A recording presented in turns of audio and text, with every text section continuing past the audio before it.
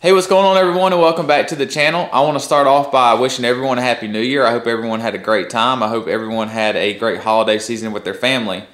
Starting off, I hope everyone enjoyed my 2-valve versus LS video. I know I got a lot of comments and a lot of views on it, and some positive comments and some negative comments. There were some pretty upset people on there, which is kind of funny because I just do this stuff for fun. Wasn't particularly picking on the LS guys, but if they want to get butt hurt, then that's fine by me. I'll stand by my decisions, stand by my car, and we'll continue to put the hurt on those guys in the future if we have to. You win some, you lose some, it happens. So I've been kind of leaving everyone in the dark the past couple weeks on updates with the car. I haven't really got a whole lot done, but I have gotten some more done, and I sort of got carried away and didn't video any of it, so I just want to show everyone stuff that I did get done just so you guys aren't waiting like 2 or 3 weeks before you see another video with some updates. So I'll go ahead and show you guys what I've gotten done. Alright, so a few things have changed since the last time you guys seen this thing. It now has a downpipe, and as you can see right down inside here, inside the bumper, which is back on the car, right here, the intercooler is mounted. And also, you can see the wastegates down here, how they sit down here. You guys please excuse my lighting situation. It's dark outside. It gets dark really early this time of year, and it's cold, so I'm not going to open the garage door. I was actually able to make most of the old downpipe still work. I actually had to make this piece right here. They make a kit online that will downsize this part of the turbo down to a 4-inch downpipe, but I went down to my local Napa right down the road, and I got a 4-inch reducer from 5-inch to 4-inch, and I got a adapter to go into the turbo here and this V-band clamp. And then I cut those two down and I welded. You guys don't judge my welds too harshly, please. I'm not the best, but they do hold and they don't leak. So made this here, and then I welded the remnants of what was left of my downpipe onto the end of it right here. And that's actually not a weld. That's actually where I had to cut the slip fit, and I kind of cut into the pipe a little bit because I needed to lengthen this part of the downpipe out. So I just welded that back up. And then right here is actually where I welded another section, probably about 6 inches long.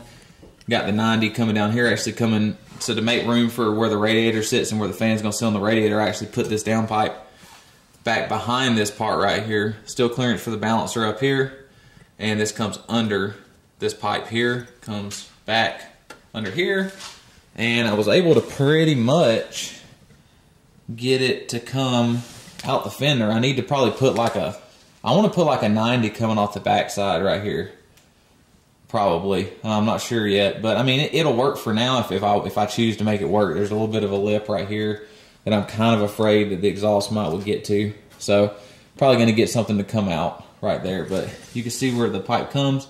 Once again, I'm sorry for the bad lighting. Doing the best I can here. But you can kind of see, this camera does a good job of capturing this stuff in low light. But you can see the downpipe coming through right there. Kind of got my angle finder up here, trying to figure out angles, on what I'm going to do right here. What angle cut I need to make this come out straight. So that's the downpipe. And then moving on, you can see that big Garrett air-to-air intercooler right there. And give me a second, I'll take this front bumper off, and you guys will be able to see what I did to get it mounted on the car. Alright, so I got the front bumper pulled off, and I really wish I had this garage door open, but it's just so cold outside, I'm not going to open it, guys. I apologize. I would love to get like a full front view of this thing, because this intercooler is massive. It's the biggest air-to-air intercooler as far as like width goes that I've ever seen. And honestly, there's probably a lot of cars that there's not a lot of cars you could fit this big of an intercooler on the front of. My Mustang, a Supra, but on some of these other cars, there's not a lot of room for this thing because of how wide it is lengthwise. So got my flashlight out right here so you guys can see a little bit better. But as you can see, what I did is I actually got the intercooler sitting in there the way I wanted it on the jack, and then I ended up having to cut, as you can see where this plate is right here, I actually ended up having to cut those, they're kind of like a crush support beam. I can't really think of the name off the top of my head right now, but they used to come out to like probably right here. I had to cut those off to free up some room because the intercooler was too wide to fit between them. And this car is mainly a race car. It is street driven, but not as much as it used to be. So I cut those off, and I got these plates right here, and I welded them on. And that's actually, I'm kind of proud of this weld. Give me 1 second to adjust the camera. I'm actually pretty proud of these welds. These are probably some of the better welds that I've done. And I'm trying to get the light on here better. But I'll show you guys this weld up close because I'm pretty proud of it. But got those plates welded on, and then I kind of measured for how far out this bar needs to go to still support the bumper. Yeah, I know there's not a bar that goes across the front right here, but I don't really think it's needed. All I need is something that's going to support the bumper a little bit so it doesn't cave in under high speeds. So those come right out to the bumper when the front bumper's on. And then right here, you can kind of see like how the intercooler sits right here. It's not, you know, I got a little bit of space between it and the radiator, you know, so it's not catching all that heat from the radiator and heat soaking. But then it's not so far forward that I might have to hack my bumper up as well. So moving on, once I got that bar on there, I made me these nifty little brackets right here that actually are welded to those bars. And then I just sat the intercooler in here and mocked up some holes, drilled me some holes, and have these bolts that actually bolt the tabs from the intercooler to the tab that's on the bar right here. Turned out pretty nice. Just get up this way, turn the flashlight off, kind of do a walk through of it. You can see right there. I'm walking across, and then back over here to the other side. Same thing on this side. Once again, pretty proud of these welds right here. Got the plate welded on, bars welded on, and then also the same type of tab on tab with a bolt through it over here. And then you can see right here how far it sits out from the car. Kind of keep that heat away from it. So, really happy with how it turned out. I'm pretty happy that I was able to fit this thing in here, because for a little bit I was actually kind of worried on how it was going to fit. I really wasn't sure what I was going to do, because I was going to end up having to hack the bumper up to fit the intercooler in there with those crush support beams in there. So cutting those things out freed up a whole lot of room, and the intercooler is actually sitting in a really, really good position. And I'll get a view from the back right here for you guys as well. You can kind of see the clearance that I have going on back here. Putting these tubes down here for the upper and lower radiator support really freed up a lot of room as well. And as for those brake lines, because I know someone's going to say something about them, that's the best place I had to put them.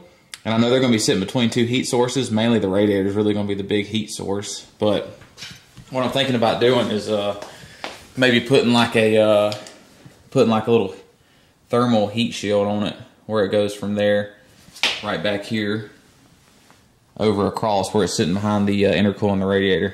Probably put like some kind of little heat shield on it. That's really the only option I had.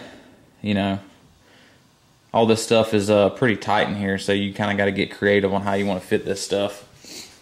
But that's how she's sitting right now, guys. I'm really happy with how things are turning out. We have some intercooler piping on the way. I'm doing 3.5 inch intercooler piping, of course. That's on the way. It should be here Monday. So me and Sergio are going to get started on mocking up the intercooler piping once that stuff gets here. I'm excited. I really like doing that kind of stuff. I like, you know, doing the angles and kind of figuring out where everything fits. It's just fun. And then whenever you get it all put together, there's just that sense of accomplishment that you figured out this kind of complex problem, sort of. I enjoy it. I'm gonna video it, so you guys stay tuned for that. So to do that, to get ready for that, I'm gonna have to get this camera out. I'm gonna have to get the intake manifold put on, get the alternator put on, and then get my throttle body put on as well. So probably gonna do that, you know, whenever I get ready, whenever I get the intercooler piping, I'll put that stuff on. And then, you know, the throttle body is gonna face forward on this setup, and then the piping is gonna come like around and come down through the fender right here. So I've talked about that a million times, so I won't get into that again, guys. And like I said, this is a talking video. I'm not really doing a lot in this video. So like I said, I just don't want to leave you guys in the dark. I kind of want to catch everyone up with what's going on. So like I said before, you're not waiting like 2-3 weeks for a video.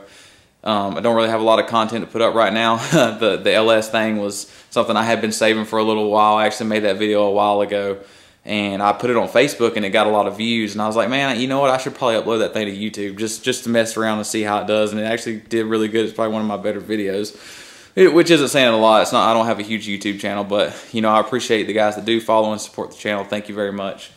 So that's enough of me talking. I'm gonna go ahead and end the video here, but before I end the video, I want to thank everyone that has subscribed to the channel and follows the channel, supports me. You know, guys, thanks for the positive and uplifting comments. You know, there's a lot of comments on my videos that aren't so positive. Whatever, I don't care. That's part of it. You know, I like to kind of smack talk back to those guys a little bit. It's sort of fun, you know. But hey guys, if you're not subscribed to my channel and you are watching this video, you know, hit that subscribe button. Please like the video. And also, if you guys want to get updates to my videos, you know, hit the bell, and whenever I upload a video, you guys will know, you know, immediately that I uploaded the video, and you guys can hop on and see what's going on. So that's all I got for today, guys. Stay tuned. We're going to be building the intercooler piping soon, and I'll talk to you guys later.